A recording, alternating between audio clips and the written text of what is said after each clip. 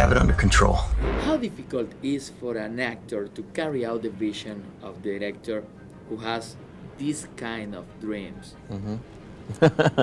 Well, the truth is, Chris Nolan wanted to create a very highly complex, multi-dimensional dream world with his own set of rules, and a lot of recurrent nightmares for my character in the film specifically. But it was very ambitious, and it really is not the type of film that studios normally finance unless they have a director that has a proven track record of being able to pull off the highly surreal, highly complex, and make it digestible and entertaining for an audience. So the reason this movie got made is really a testament to what he's done in the past. And the reason why everyone wanted to work with him is because he is truly a visionary. He's a very confident,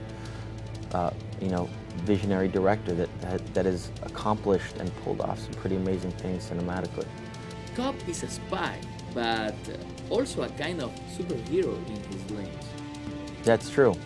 And there are different layers where that he becomes more and more so, somebody that's able to pull off very physically arduous tasks. And then, as you delve deeper into the movie, he also changes and he becomes more emotionally fragile as he's coming to terms with this nightmare, which is his wife. His wife, of all things. The chief of war. The real leader. So it was a cool movie to do for a lot of different reasons. And we did a lot of work on creating the character and what the rules were for my character, and what that cathartic journey is, what he needs to come to terms with at the end of the movie. That was a lot of my job. I left all the rest up to him. Okay. Do you think Mr. Nolan assembled his team and chose his people wisely like Cobb? I think very much so.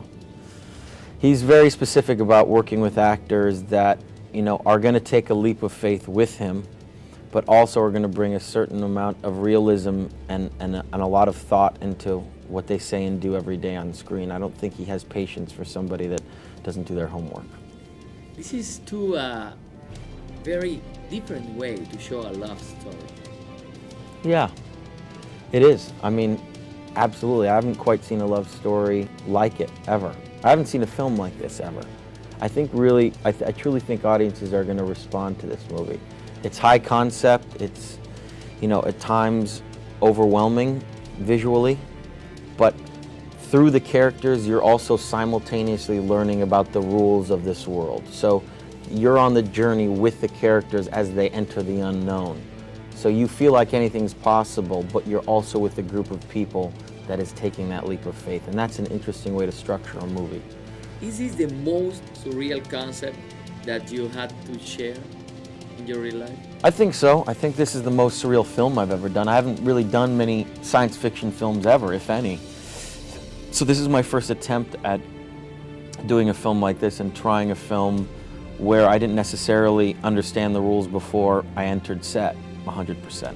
And it was a learning process, but Chris and I, in our first conversation, said we have a little bit of an aversion, we have a little bit of a problem with science fiction films in general because it's hard to relate to those characters and those people and what they're doing.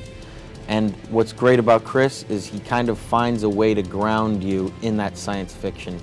The visuals, the places that you're at are places that you can imagine in the real world. There are cultural references. You feel like it still exists in the real world, but it's also simultaneously sci-fi. Marvelous work. Thank you very much. Thank you very much. Thank you.